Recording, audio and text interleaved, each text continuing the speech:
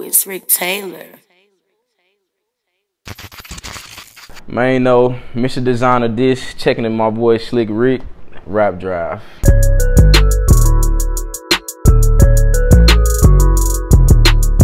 Yo, what's going on? It's your boy Rick Taylor back with another episode of the Rap Draft. Got my dog Mano with me, man. What's going on? Man, chilling, cooking. Yeah. Man, appreciate you for coming on the show, man. Here on the Rap Draft, we like to interview artists of all kinds, not just music artists, but painters, barbers, cooks, whatever art you do. This is the platform for you. But we specialize in music, but we like to give everybody a platform. So here on the Rap Draft, we pretty much just like ask questions and let fans and people who want to know a little bit more about you as a person. So with that being said, my first question to you is, where were you born and raised? Originally born here in Milwaukee, but shit, my pops had went to jail and shit when I was like 2. So we had moved to Baltimore. So I lived there for like 9 years. In the middle of it though, I had came back here like the 2nd grade for like a half year. I went to Roosevelt on Silver Spring. Mm-hmm. And then shit, I went back to Baltimore, came back again. I was in the 5th grade, went to some school on the south side called Cooper. Left there, well, graduated from there, moved to Michigan, lived there like 6th, 7th, 8th, half my 9th grade year. Came back, went to Hamilton on the south side, graduated. Shit, I moved to Georgia. Left there, went to college, came back to the mill, and shit, now I live in Georgia permanently. Mm-hmm. Now, I was growing up, because you've been in a lot of places. You've been Baltimore, Michigan, been all over. What was life like as a kid for you? I mean, to be honest, like, shit, I was still in a generation where, like, we was outside playing and shit. Like, you know, with no phones and nothing, but, like, shit, I lived in, like, the worst areas. Like, shit. Like, in Baltimore, man, like, people be seeing that shit on TV, but that shit really like that in real life. Like, I done seen niggas get snatched out of cars, shit. Shit, one of my mama ex-boyfriends, man, that nigga got killed walking in the crib. Shit, that shit was like, it was some serious shit down there. Real life wire shit, like real up close and personal, not just on TV. So, damn. Yeah. I can imagine. For the people who want to know, or people who know you, or people who don't know you, or your fans, they want to know, who is Jermaine and what is Designer Dishes? I mean, really, shit, I tell everybody all the time, like, shit, I'm just a regular nigga, how I see it. But, like, Designer Dishes, I mean, this shit really started as a joke for real. Like, I was just always a nigga out the group who knew how to cook on some random shit. And I think, like, it was my nigga Jakari. He the one who started calling me, like, the designer chef. Because, you know, like, as niggas start getting older, we taking trips. You know, motherfuckers start, you know, dressing better and shit like that. So, dog started woofing that shit. But really, that was, like, the second name for real. Because the first time, like, I was going to start selling just chicken by itself. And I had named that shit, like, Maine's Wings. And them niggas had got on my ass about that shit. Like, man, no, that ain't it. But shit, that nigga Jakari, he just kept saying that shit. So, motherfuckers just took it and ran with it for real. That's what's up, bro. And you've been doing it for a while. What or who inspired you to do this shit? I mean, really, initially, like, it wasn't no inspiration. Because it ain't nothing I never thought, like, I'd be doing for real. So, but, like, it just ended up happening, like, really, like, when I had moved to Atlanta permanently, I had this dude I was working with, like, his chick, she worked at Delta Dental, so, like, you know, he used to bring her to the crib. I used to be cooking for them, but this just on, like, some random shit. And shit, one day, she had hit me like, man, we need somebody to cook for our Christmas party at work. And I did that shit, and, like, after that, like, I had them locked in, like, every Thanksgiving, every Christmas, really every holiday that come up.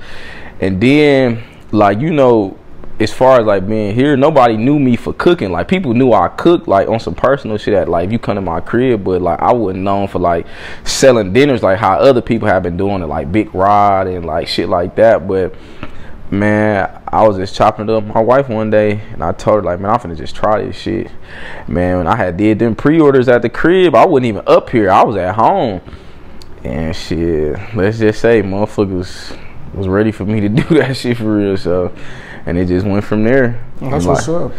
And like now, shit, I just like then everybody I be with work for themselves. Like shit, my nigga Ray, camera shit, like, and I was the nigga talking him, telling him to quit his job to do that, and then it went from him telling me that to, me telling him that to him telling me like, man, you need to just go full time with that cooking shit. My homie Shan up here that make the cakes and shit. Shit, my nigga Keith with Arce Day, Petty with Rebel Pear, shit, my wife with My High Club, shit. Then everybody I know work for themselves, so I'm like, fucking, I'm finna just go full force with that shit. Everybody around you trying to be their own bosses. I feel like in this generation, this is definitely the generation for trying to be your own boss. Like, yeah, and I mean, really for real, it's a good time because like with the COVID shit, like I was telling everybody, like the main businesses that's thriving right now is like entertainment, food, cosmetics, and clothes. So like everybody I'm around is in that same type of circle, so it's like it's perfect for me because like I got outlets through them and they got outlets through me type shit, so it just be working. It's like everybody like help each other out, or everybody like, you know, by you knowing so many people in different fields, it gives you more opportunities with some of their clientele or just people they know, period.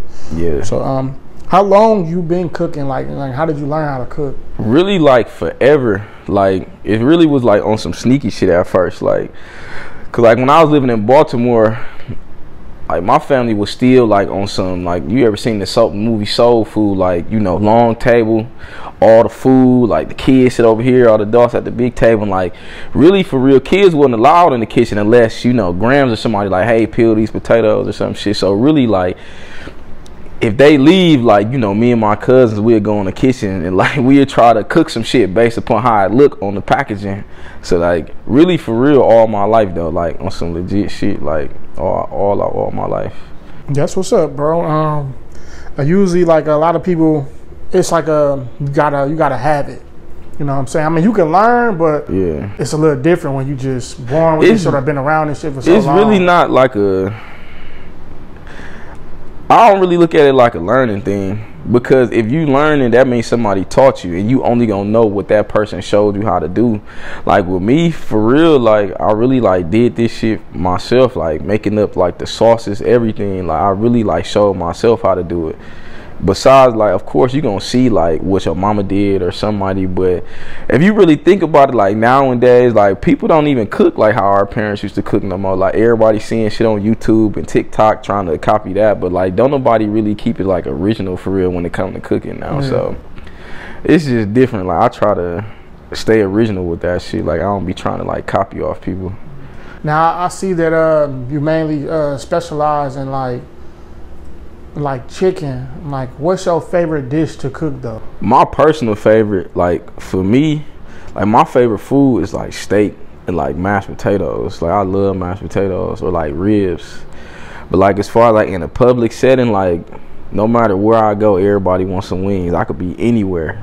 Like it's chicken.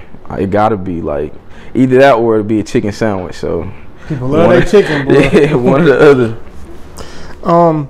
Speaking of your chicken, like you got a lot of customized like sauces, like, and people go crazy for like the spicy sauce. Like, do you like? I know you like a lot of people ask for your recipe, but of course you ain't gonna tell them your recipe. You know, it's your recipe.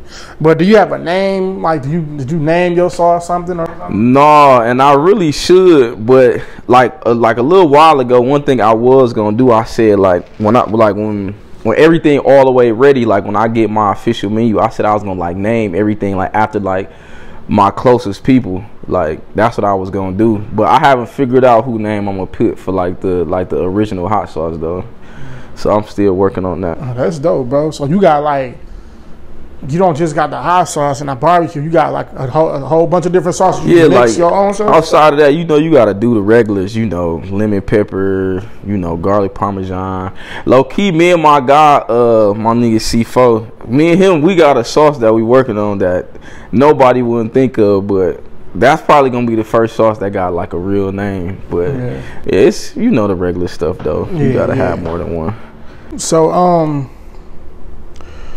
since you've been doing like the cooking and stuff like that, what are the pros and cons that you experienced so far? For sure, pros is, you know, I was able to come in it like with hella clients. Like I can honestly say I didn't have to like grind it out.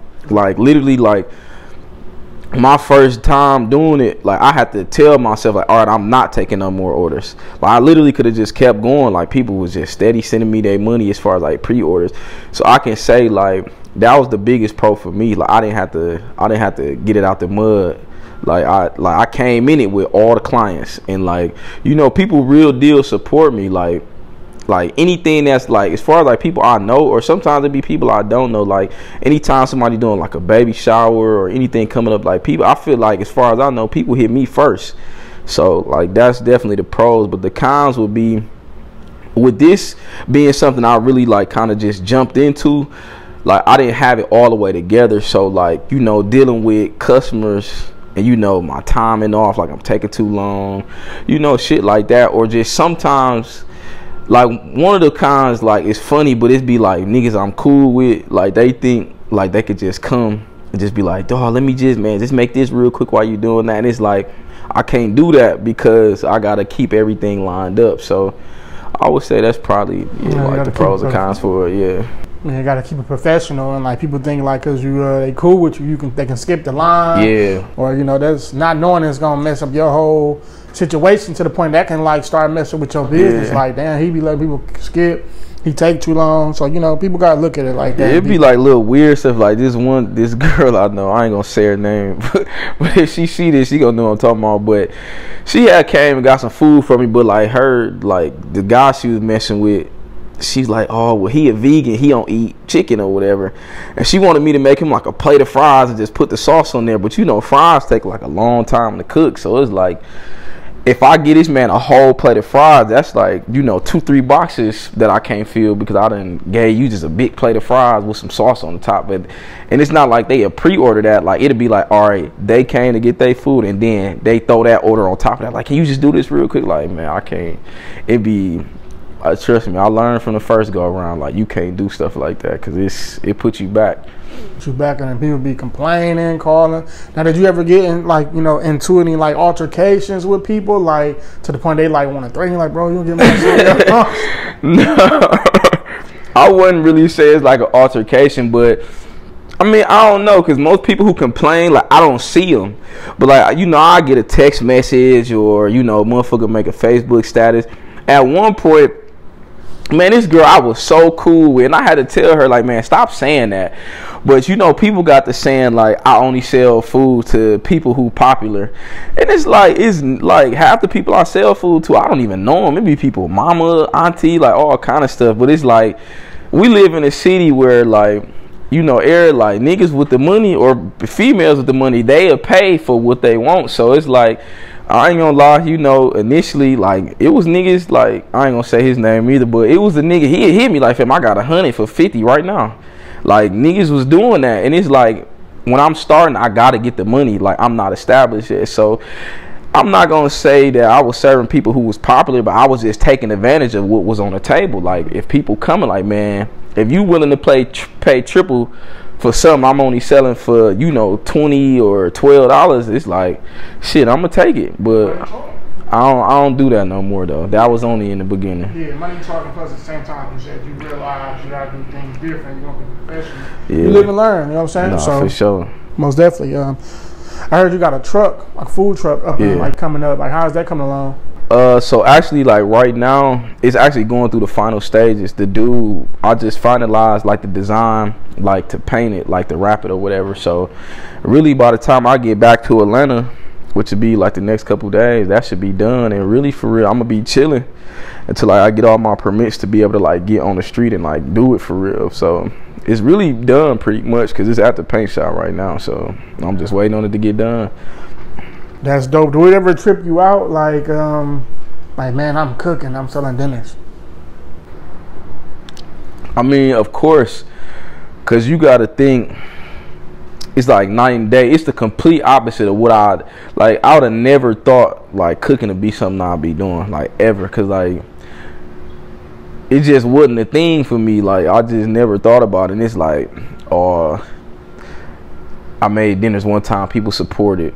Cool, but it's like, nah, people really like, and a lot of people think that people buy stuff from me because I'm popular. Like, nah, like, people real deal be like, man, like, what's up? Like, I need blah blah blah. Like, it's a real thing. So it's like, once it got more and more like that, that's when I started realizing, like, damn, this shit, like, I'll be a fool to not do this, because really I get a kick out of how people react to the food when they get it. So, like, I mean, I just transition into it, and it's like, now, shit, anywhere I go, I'm gonna be cooking for somebody somewhere. Now, do you think that by being popular, that helped out a lot? I mean, I don't really look at myself as being popular, like, cause I never, like, with me living so many places, I never had like a real group of friends. And like my mom, she used to just move so much, and not like no little move, like she'd move like across the whole city or to a whole nother state. So I feel like when I came back to Milwaukee, that's when I like start establishing like the actual people that I'm gonna be cool with forever. And you know, there's still niggas from Baltimore or like niggas from Michigan that I still be tapping in with, but it's like them niggas is long distance. Like when I came here, like these niggas that I be with here, like these is the niggas that I be with. So if I looked at it like, shit, the niggas I was with was popular, so like people started knowing me based upon who I was with. Cause like, I mean, I don't do nothing, like I be chilling, like I'm the one, I be in the back, like, you know, I speak or whatever, but I don't really do too much. So when people say that, I really don't see how, for real, cause I don't do shit. They must just see the way you dress and shit, like be thinking like, oh, he popular, he who he hang with.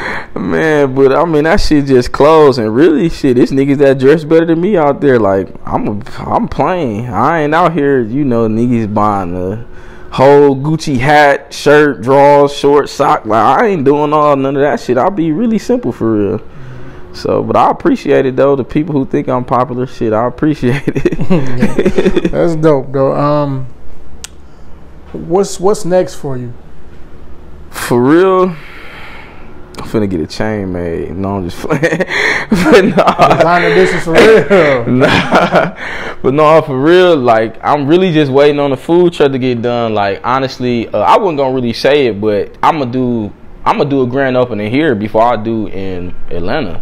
Because, I mean, shit, if it wasn't for Milwaukee, it really wouldn't be, like, you know, people sharing it and posting it, tagging me. Like, it'd be people from other cities seeing that shit. So I got people, you know, out of town that be like, hey, if you ever come here, you know, let's blah, blah, blah. But yeah, just getting that truck together and doing that grand opening, like, that's really what I'm working on. Cause, like, I want it to be big because, like, not sound like I'm on no hating shit, but, you know, dog from Memphis came up here to Grove Hero, nigga, and it's like, shit, he ain't from here, and he had motherfuckers paying top dollar to get that food. And I just feel like I'm from here, and I got like the actual support. Not saying I'm gonna come here and, you know, whack their head like he did, but I feel like I had the same turnout, if not better. But it'll feel different for me because I'm actually from here. So to see, like, you know, your city come out for you like that, like, I'm looking forward to that shit, like, for sure. Yeah, but like looking at what he did, like, who's to say you can't do that? Not saying you want to, but who's to say you can't do that? Because that shows you, just being in this generation, period, have shown me a lot of things. Like, you can sell anything for whatever price, people gonna buy it because. But it gotta be worth buying. Facts. And like he had motherfuckers pulling up, paying him for promo, all kind of shit. And I mean, I know I could, you know, overcharge if I wanted to, because niggas offer it to me. Like, people offer that shit to me on the regular. Like, everybody famous saying here is when they want something is I got whatever. Like, I could real deal show you messages like motherfuckers trying to pay me anything just to, like, at one point it was just like when it became like real crazy for me, it's like, it was like when Jordans come out, like, motherfuckers was really calling me like, man, I'll give you this for 10 pieces. Like, it was like some crazy shit. Like, people that think I'm lying, but I swear to God, like, it really got like that for real. And I'm like, damn, like, this shit really good. Because most people don't know, like, shit, when I cook, I don't even eat it. Like, everybody else eat it, and I just go off of what they say. Like, really, that's how I perfect everything. Like my guy Keith, like, this nigga, he probably, like, him and my guy Petty for sure, and Raymond, because Raymond, he fuck with consistency. Like, if your shit ain't the same every time, he ain't gonna fuck with you. And Keith, that nigga, he don't like nothing. Like, he gonna find something to make you just go back to the drawing board. And Petty, he the nigga, he gonna tell you, like, yeah, now you see motherfuckers out here, what they doing for this food, like, what you gonna do? So, like, he the nigga who gonna make you be like, oh, nigga, well, I'm finna, like, Petty, he the nigga who gonna turn you up for real, like. And then, of course, you know, you got Big Rod, the original nigga, you know, he be looking at me like, little bro, like. So, It'd be cool though. This should be fun. That's dope to see you doing it, and other people, period, really trying to get their businesses off the ground. Yeah. And like really succeeding with it. So it's always a pleasure to see that, especially somebody from home or just black owned, period. So I definitely think that's dope, and congratulations on your success so far. So my final question for you, I ask everybody who come on this show this question. What do you see yourself in the next 5 years? The next 5 years, I see myself being like the go-to spot, like on some Food Network shit. Like how you see like Man versus Food, or like just in general, like if you take a vacation with your people, it's like, oh man, if we go to Cali, shit, we gotta go to Roscoe's. Or like if a motherfucker come to Milwaukee, they be like, oh, we gotta go to Carson's, we gotta go here, we gotta go there. Like I see myself being like the guy everybody be like when they come to Atlanta, like, man, we gotta go pull up on this food truck and get, you know. So I see myself being like a household name everywhere, and not just, you know, in Atlanta or Wisconsin. And you getting, that's what's up, bro. And with that being said, because back to your truck, I don't mean to keep going back. So with your truck, you getting like your whole logo on the side and a certain color and all that. So I'll say this, like when I bought the truck, it was fully furnished, and I could have just left it how it was, but like even as a kid, like my dad, like he used to be messing with the cars and shit. So he'd be like, dude, you never buy a car that's already done, like with rims and paint and all that shit on there. So really, like I gutted that motherfucker out, and like it's down there brand new. I ain't gonna tell you what it looked like, but I will say I do got the skyline of Milwaukee on the side of it. I do got that. So you would just have to see the rest when it's ready. That's dope. Down in Georgia repping, man. Yeah, of course. Yeah, man. Well, good luck to you, bro. And I appreciate you for coming on the show. And like I said, you're definitely on the right path. You're on the right track. You know, your food speaks for itself. The quality of your brand, like the word of mouth, is definitely getting you recognition. So I wish you the best of luck, bro. Man, appreciate it, man. Appreciate the interview. Make sure y'all shop Arce Day, Rebel P, Mile High Club. Come check in with Rap Drive. Get your video shot by my boy Ray. Man, appreciate y'all.